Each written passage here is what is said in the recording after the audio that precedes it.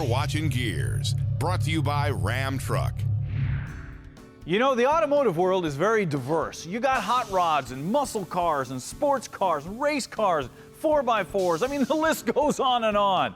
But there is one area that grabs everybody's attention: the exotic world of the supercar.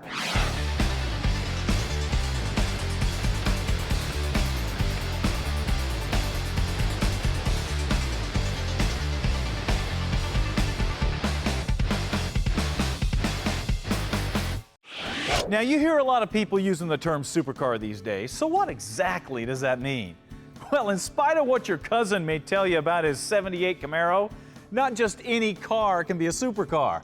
No, there's some very specific criteria here. Number one, it's got to be fast. I'm talking something that will run 180 miles an hour all day long and have the suspension and the handling and the drivetrain to go with that. Number two, it's got to look good. I mean, it's got to be exotic. It's got to be something that when it rolls in, nobody's going to look at anything else. They're going to swarm this thing to find out what it is. And number three, it's got to be loaded with state-of-the-art technology. But to really understand the modern-day supercar, you got to know where it came from. Check it out. The concept of the supercar began in the early 1960s when race cars like Ferrari, Maserati, and Aston Martin roared around the tracks. The incredible styling and speed of these cars captured the imagination of the motoring public, and soon they began asking for street versions of these incredible race cars. And the manufacturers obliged. Pretty soon, exotic machines began to appear on the street, boasting incredible power and performance and sex appeal. With their racing pedigree, these cars were the ones everybody dreamed of owning because they represented the best of the best. The problem is, not everybody could afford one of those cars, so people began to build their own. And early on, companies like Devon, Kellison, and Lister began building original bodies and components for the do-it-yourselfer. These cars were then raced on tracks and road courses all around the world, right alongside the Ferraris and the Porsches. That's where we got legendary cars like the Lola, the McLaren, and the Chaparral.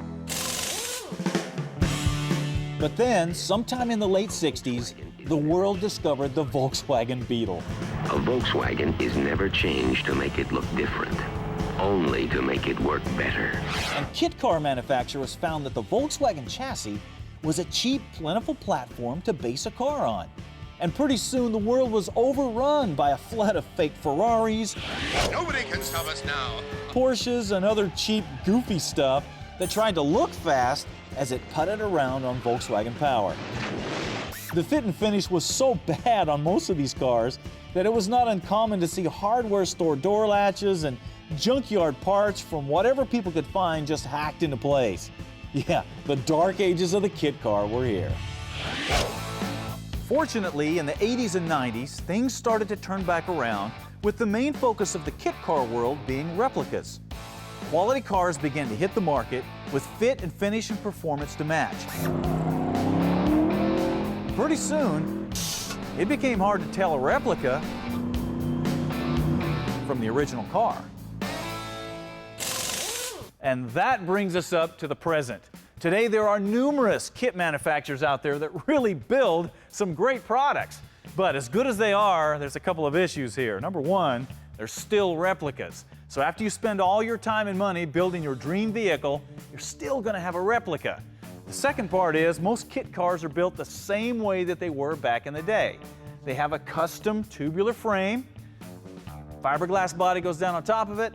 All the rest of the components either come from a donor vehicle or the aftermarket. There's nothing wrong with that. It's a great way to build a car. But when you compare that to a modern Ferrari or Lamborghini with its air conditioning and leather and mid-engine design and the ability to run 200 miles an hour, there's quite a difference here. This was a supercar in the early 60s. This is a current supercar. This is nostalgic.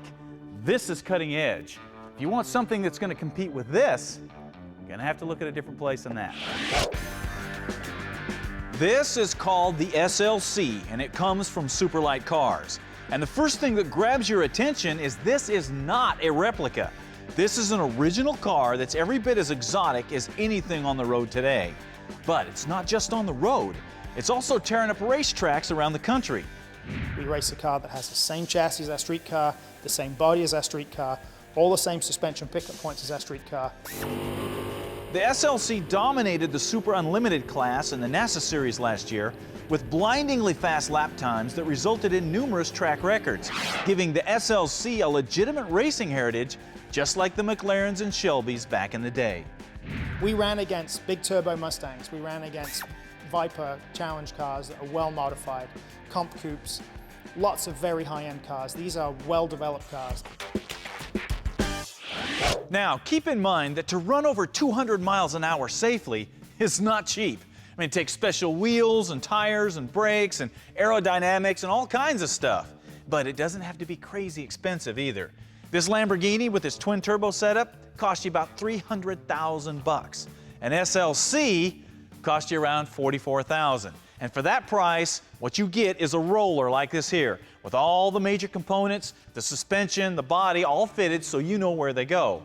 Then you take this foundation, put in the drivetrain, the interior, do the paint work, finish it up into the vehicle that you want it to be.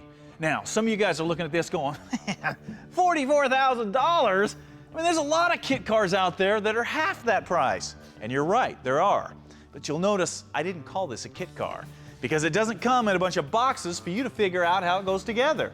Remember, you get what you pay for. By the time we're done showing you what goes into building one of these things, you're not going to be able to believe that you can buy it for only $44,000.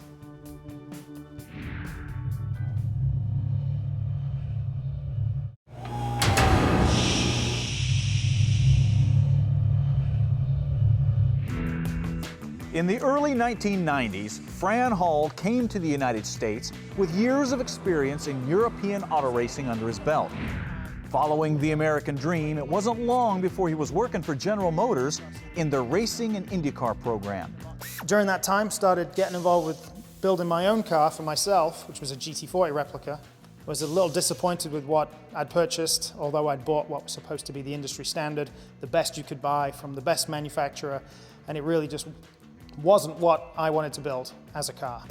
Then in 2005, he opened Race Car Replicas and quickly became one of the top replica car manufacturers in the world. Located in Michigan, RCR is able to pull on the best automotive talent in the country to create kits of the legendary Ferrari P4, the Porsche 917, and the Lola T70. However, it's their GT40 replica that really got people's attention. Using a true monocoque aluminum tub just like the original cars, the RCR GT40 just oozes quality and craftsmanship. So I just set about to do my own, and I wanted it to look like a real GT40 chassis, but made simpler, something I could build myself because I was only building one, and I was only building it for me. And I wanted to drive it, I didn't want to spend the rest of my life building it. Some friends of mine saw it, and they're like, that's a great idea. Will you make me one? I was kind of reluctant to start with, and then just went from there and made one, made two, made 10, made 20, made 50. It's so good, in fact, that 3 of them played a huge role in the movie Fast 5. But as cool as these cars are, they're still replicas. So Fran decided that he wanted to do something similar to what Carroll Shelby and Bruce McLaren did back in the day and offer an original supercar that a guy can put together for about the price of a new Z06 Corvette, and that would also smoke anything on the road or track no matter what the cost. So he started Superlight Cars and developed the SLC. Every boy's dream is to do their own thing. And that's where the SLC came from. The SLC is based on a semi-monocoque aluminum frame with the full monocoque tub in front and aluminum frame rails in the back. Now the whole thing is jigged up and TIG welded by hand by the guys at Response Welding in Detroit, and these things are a work of art when they're finished. Using aluminum not only keeps the weight down, but it also makes for an incredibly strong structure when it's all done. you have to have lots of tubes going in different directions as opposed to doing a correctly designed flat panel. It takes that load and it spreads it over a bigger area, and it's actually safer and stronger than doing a tube design.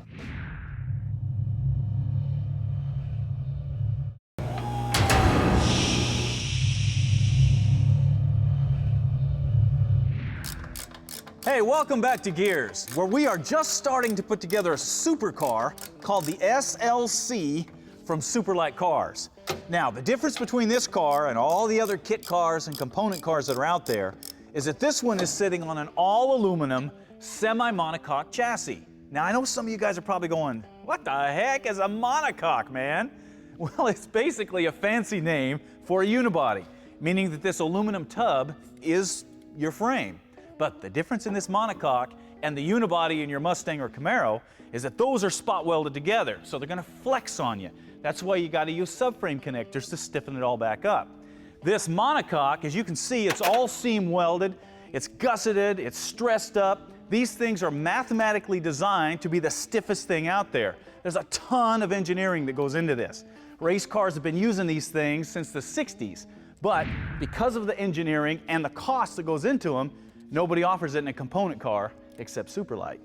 We put this chassis, the SLC chassis, on the Australian test rig. This is a government certified test rig. The chassis was so strong that we pulled the anchors out of the floor of the building. And I think that's the first time that's happened. Now, as you can see, there are no frame rails up here. Check it out. The suspension components bolt right to the tub utilizing steel brackets, so nothing's gonna wear or wallow out on you. And the tub itself is 1/4 inch thick. So all the load from the suspension travels into the tub and it's dispersed. Now, some of you guys might be thinking, well, aluminum, it's kind of soft, isn't it? It's gonna crack, it's gonna bend. Not if it's done like this. It's what they make airplane wings out of. If it's good enough for a jet, it's good enough for a supercar. But there's more to this than just an aluminum monocoque. Notice the suspension components, not a single piece is off a donor vehicle. These are whittled out of aluminum right there at Superlight, and they feature all kinds of adjustments so you can dial in your caster and camber for road or track use. Rack and pinion steering, coil-over shocks, and big Brembo disc brakes round out the steering, suspension, and braking in the front. The all-aluminum construction continues in the rear of the car with a square tube frame coming off of the monocoque and forming a cradle for the engine and the rear suspension. As you can see, everything is triangulated and supported, so you have incredible strength. And just like the front, the rear suspension features billet control arms mounted in a traditional fashion, and then a very unique push rod coilover system that was designed to get the coils up out of the way to make room for whatever engine and transaxle you want to stick in this thing. I really don't see anybody in our hand-built component car world doing anything even comparable to what we do. We don't use donor components from a wrecked car. Everything is brand new, everything is designed bespoke for our cars, which means we don't have the compromises of bump steer and suspension geometry that's not what we want it to be. We can package wheels and brakes that we need to package for the car's performance, to make them fit in the wheel wells nicely, to do everything we want them to do, to be a real car, not a facsimile of somebody else's car turned into something else. Now, even though the SLC comes to you as a roller, it is a long way from being done. You still have to build it, which means you need to be prepared to blow this thing apart because you've got a lot of assembly and painting and plumbing and wiring and fabrication and all that stuff that you have to do when you're hand building a vehicle. But they definitely make it easy on you. Now, once you've got the suspension all torqued down to spec, you're ready to move on to some plumbing. As you can see, we have preformed brake lines and coolant tubes. So all you have to do is put them in and make them look good.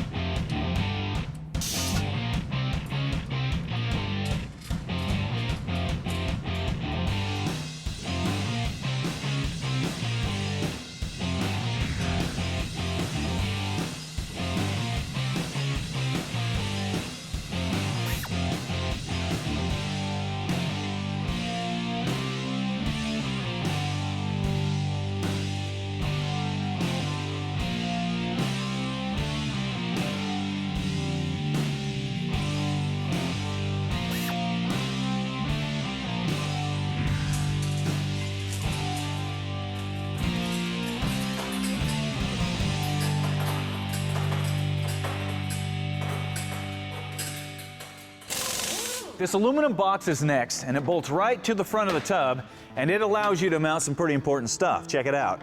Got your radiator, you've got an air conditioning unit that'll fit in here, you got your reservoirs for your master cylinders, and all kinds of other stuff, all of which come with a kit, so it's up to you to get it in place and put it together. All right, now we come to the only steel tubing on the car, and that's this roll cage. Now notice we've got a hoop here in the front, one in the back. It's tied together with stringers here, and then those continue back in the back, tying everything together, making an incredibly strong structure. Now, as you can see, we have a very sophisticated chassis going together here. This alone is almost worth the purchase price. But the thing that you're going to notice as we continue to put this car together is, number one, how easy it is to build. Number two, how incredible it's going to be when it's done.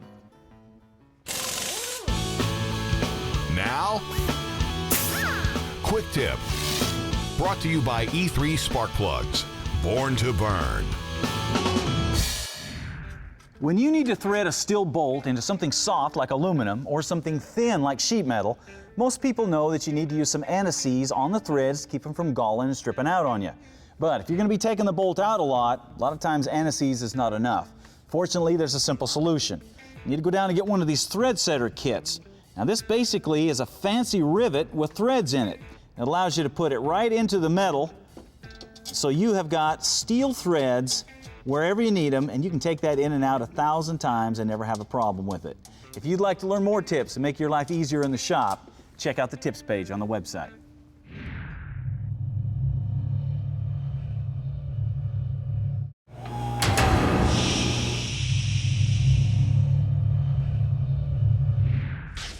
And now, Parts Bin, brought to you by Heartthrob Exhaust, where technology and craftsmanship come together. If you've got a vehicle that you've spent a lot of time and money on, it just makes sense to try to protect it. That's why people wash them and wax them, try to be careful where they park them. But believe it or not, you can get damage with it just sitting in your garage, because there's dust, there's humidity, there's the neighborhood cat, there's your nephew's bicycles, there's all kinds of stuff that can damage your vehicle. Fortunately, there's California Car Cover. They specialize in custom covers for virtually any vehicle out there, and you can get it in different materials to fit your budget. To just a regular weather shield like this, to something that's got a little more padding that will protect your vehicle more, to something that's completely waterproof, looks like something that Noah would have put on the ark. There was a time when people thought of a car cover as a luxury. Now most people look at them as a necessity. If you want to cover your vehicle, California Car Cover is the first place to look. If protecting your vehicle's exterior is important, well, protecting the engine and what goes on inside of it is even more important. Because today, most people want a vehicle that runs as well as it looks. Well, fortunately, Royal Purple understands that and came out with this HPS High Performance Street Oil. Now, this is a synthetic oil, but it's got extra additives of zinc and phosphorus to give you the lubrication and protection that you need in the rigors of street and high-performance driving. So whether you're sitting there in traffic idling for 2 hours or you're getting ready to run a road course, same oil protects in both situations. And that makes it money well spent. For you guys that are building a hardcore off-road rig with a big flexy suspension, one thing that you're going to need is some sort of sway bar to keep that body level when you're driving on the street. And the bigger the truck, the bigger the bar needs to be. That's why the monster truck guys go to SCS Gearbox and get one of these universal torsion bar systems. Now check this out. It comes with 2 huge bars here, 1 3/4 inches here, 2 inches here. You got splines on both ends, and they'll build them to whatever length you need for your application. Then, to put them in, you have these aluminum blocks that slide on, sit here. This gives you a place to bolt it to your frame. Then you have these steel collars that go onto the splines, and this gives you a mounting point to mount your arms that go out to your axle or however you're going to mount it. Then, of course, you've got a cap that holds it all on. If your truck has gotten big and you have some body lean problems, SCS Gearbox can help you take care of it.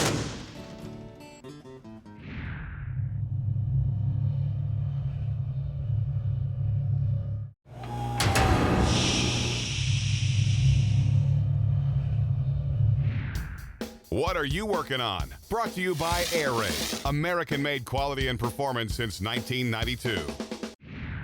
Today's What Are You Working On comes from Matt Trimble from Saxe, Texas, and it's really cool. It's a 1974 Sleek Craft Rebel jet boat.